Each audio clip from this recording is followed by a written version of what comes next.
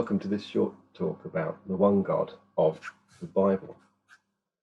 Christianity is a monotheistic religion, which means Christians believe there is only one God, and this is the repeated affirmation of the Bible, both in the Old and New Testaments, that there is only one God. But who is that one God? Many Christians would say that God is more than one person. God is three persons. Whilst others would want to say that God is only one person, the Father. So how might we go about investigating that? Well, what does the Bible say?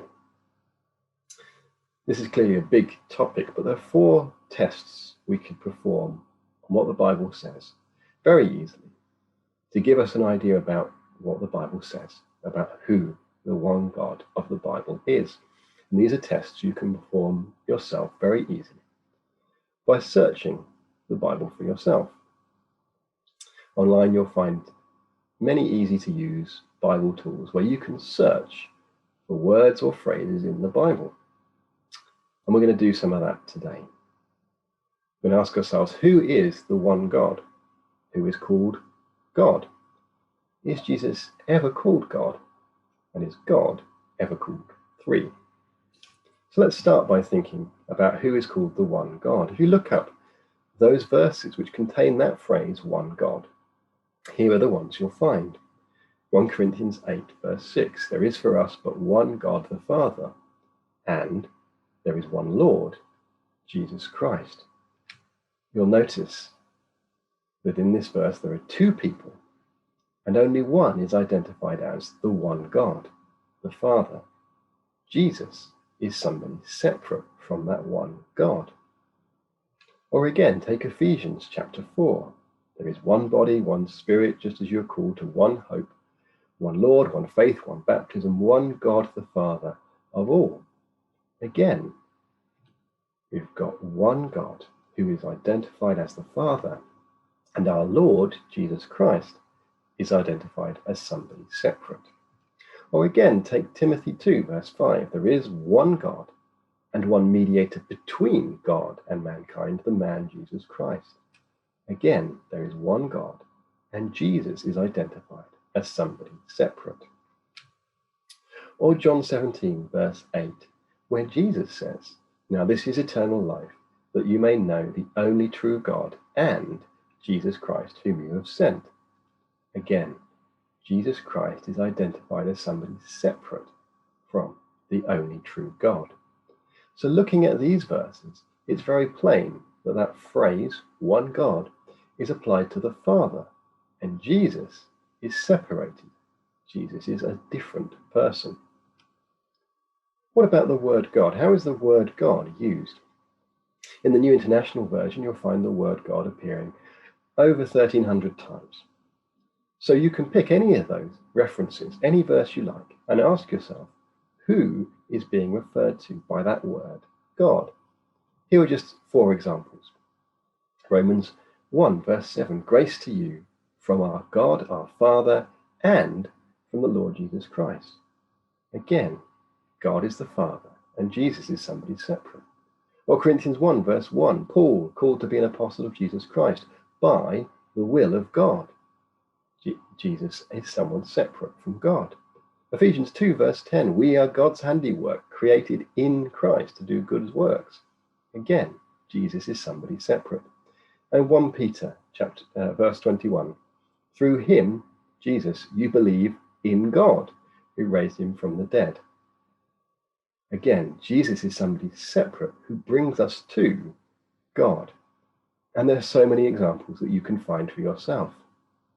Pick any verse where the word God is used and ask yourself, who is it referring to? What about cases where God refers to Jesus? Are there any? Well, from all the books and commentaries that I've read from people who believe in the Trinity, there are up to 8 verses suggested in the New Testament where Jesus is meant to be referred to as God, and those are listed on the screen for you. However, many of these are disputed. For example, many of these depend entirely upon where you put the comma in the sentence. And in Greek, the original Greek manuscripts of the New Testament, there is no punctuation at all. There are no commas or full stops. So let's take out all those verses where it depends on where the comma is in the sentence. Okay, that leaves you with 4. But there's also a question about the manuscript evidence, because some manuscripts say one thing and some say another. Some include the word God and some don't. And so again, some of these verses are disputed for that reason. So let's take out all those where there are variants within the New Testament manuscripts, one saying one thing and another saying something different. That leaves you then with 3 verses in the whole New Testament. Let that sink in just for a moment. Of the 1,300 times when the word God is used in the New Testament, a maximum of 3 are referring to Jesus. And actually, none of these 3 is undisputed. And had we more time, we could go through each of these in turn and look at, is that word God really referring to Jesus at all? One last test then. Search the Bible for the words God and 3. Any verse in the Bible where God and 3 are used together. And ask yourself, do any of them say anything like God is 3? Because that's what you would expect if the Bible was teaching that God is 3 persons. You would expect there to be somewhere a verse that said something like God is 3 or God is 3 persons. And you could perform the same test with any of these words: third, triple, thrice, trine, Trinity, anything that has the connotation of 3ness. Search for any of those terms in association with God and ask yourself, does the Bible ever make any claim that says something like God is 3? I think you'll find that when you perform that search, you'll find there is no such verse in any of the Bible. So what have we seen then? Who is called one God in the Bible? The Father. Jesus is always someone separate. Who is called God in the Bible? The Father. Jesus is identified as someone separate. Is Jesus ever called God? No, not in any undisputed verse. And of those disputed ones, there's only 3. Such a small amount of evidence for something that we're all meant to believe. And is God ever called 3? No, never in the Bible. These are all simple tests that you can perform yourself with online search. Evidence isn't there. If that isn't what the Bible is saying, then that should make us question whether God is really 3, or whether we should believe, as the Bible affirms, that the one God is the Father. Thank you.